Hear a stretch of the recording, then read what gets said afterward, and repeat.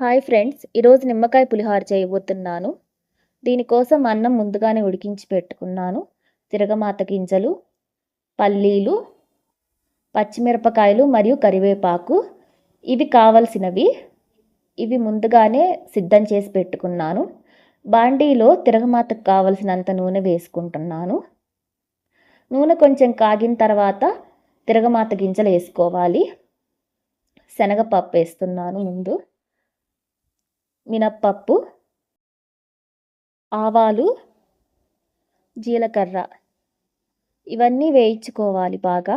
ఆవాలు చిటపట్లాడేంత వరకు ఉంచాలి. అండ్ ఇవి కొంచెం బ్రౌనిష్ కలర్లో వచ్చేంత వరకు వేయించుకోవాలి. అన్నం ముందుగానే ఆరబెట్టుకోవాలి, ఎందుకంటే వేడన్నంలో నిమ్మకాయ పిండితే చేదుగా వస్తుంది కాబట్టి. వీడియోలో చూడండి, ఇప్పుడు ఇవి బాగా వేగుతున్నాయి అన్నమాట. దాదాపుగా అందరు లేడీస్కి తిరగమాత వేయటం అందరికీ తెలుసు. ఇలా కలుపుతూ వేయించుకున్నాను.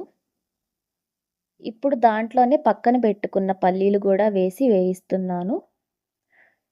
ఇవి కూడా కొంచెం మంచి రెడ్ కలర్లో వచ్చేంత వరకు వేయించాలి. పల్లీల ఫ్లేవర్ అనేది పులిహోరలో చాలా బాగుంటుంది పల్లీలుంటే. అది స్కిప్ చేయకండి పల్లీల్ని. మిరపకాయల్ని కోసి పెట్టుకోవాలి. మిరపకాయల్ని, కరివేపాకుని ఇప్పుడు దీంట్లో ఈ తిరగమాతలో వేయాలి. ఇవన్నీ వేగిన తర్వాత అవి లాస్ట్లో వేయాలన్నమాట. ఇప్పుడు కొంచెం పసుపు వేసుకున్నాను. వేసుకొని బాగా కలుపుకుంటున్నాను. ఇది ఈజీ ప్రాసెస్సే, 5 నిమిషాల్లో అయిపోతుంది.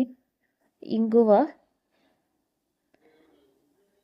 కూడా మంచిగా ఉంటుంది వాసన వేసుకుంటే. చూడండి, ఇప్పుడు ఇది గోల్డెన్ కలర్లో వచ్చింది తిరగమాత, చాలా బాగుంది. పక్కన పెట్టుకున్న మిరపకాయలు, కరివేపాకు కూడా వేసుకున్నాను. ఇప్పుడు చిటపట్లాడుతూ ఉంటాయి బాగా. వేసుకొని తిప్పుతున్నాను అన్నమాట.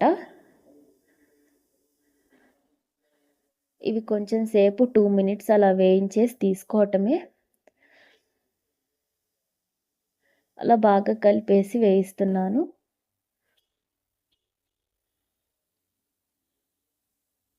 బాగుంది కదా ఫ్లేవర్, చూడటానికి కలర్, తినటానికి కూడా బాగుంది.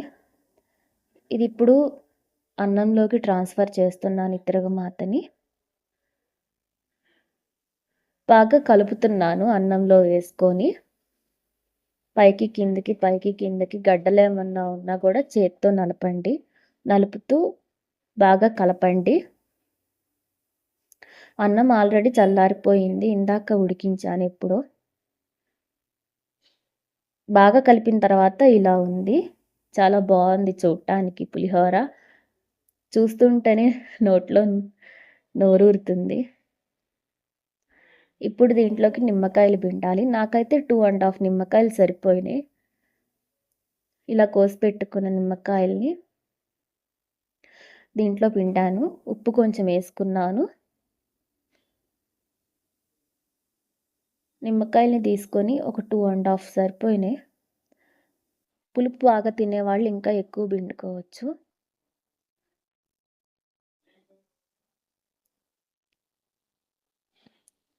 ఇలా దీంట్లో వేసుకొని పిండాను అన్నమాట. ఇప్పుడు పిండిన తర్వాత పులిహోరని బాగా కలిపాను. And the final look, very tasty and yummy pulihora ready అండి.